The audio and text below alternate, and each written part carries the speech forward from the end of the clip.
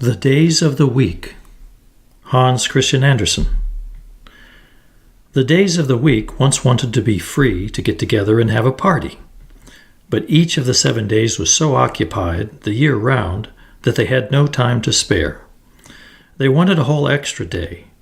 But then they had that every 4 years, the intercalary day that comes in February for the purpose of keeping order in chronology. On the intercalary day, they would get together for a party, and as February is the month of carnivals, they'd come in costumes of each one's taste and choice. They would eat well, drink well, make speeches, and be complimentary and disagreeable to one another in unrestrained comradeship. While the Vikings of olden times used to throw their gnawed-off bones at each other's heads during mealtime, the days of the week intended to throw jokes and sarcastic witticisms, such as might be in keeping with the innocent carnival spirit. So when it was intercalary day, they assembled. Sunday, foreman of the days of the week, appeared in a black silk cloak.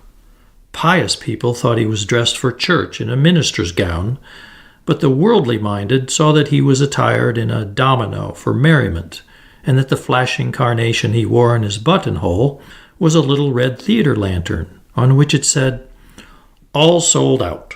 See now that you enjoy yourselves." Monday. A young fellow related to Sunday, and very fond of pleasures, came next. He left his workshop, he said, whenever he heard the music of the parade of the guard. "I must go out and listen to Offenbach's music. It doesn't go to my head or to my heart. It tickles my leg muscles. I must dance, have a few drinks, get a black eye, sleep it off, and then the next day go to work. I'm the new part of the week." Tuesday is Tour's Day, the day of strength. "Yes, that I am," said Tuesday.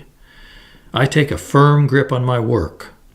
I fasten Mercury's wings onto the merchant's boots, see that the wheels in the factory are oiled and turning, that the tailor sits at his table, and that the street paver is by his paving stones.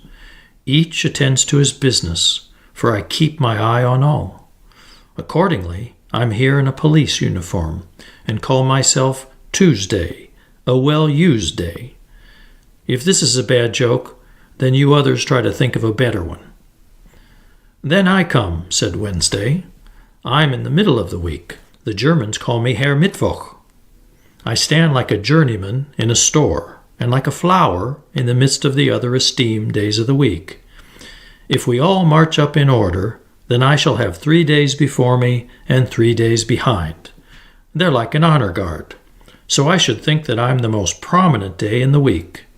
Thursday appeared dressed as a coppersmith, with a hammer and a copper kettle as a symbol of his noble descent. "I am of the highest birth," he said, "paganish, godlike.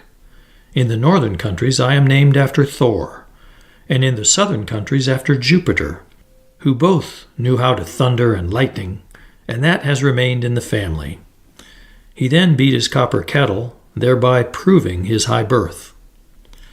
Friday was dressed as a young girl and called herself Freya, also Venus, for a change, depending upon the language of the country in which she appeared.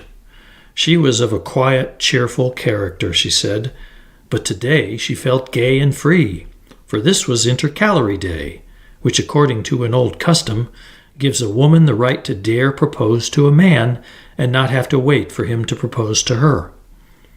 Saturday appeared as an old housekeeper with a broom and other cleaning articles.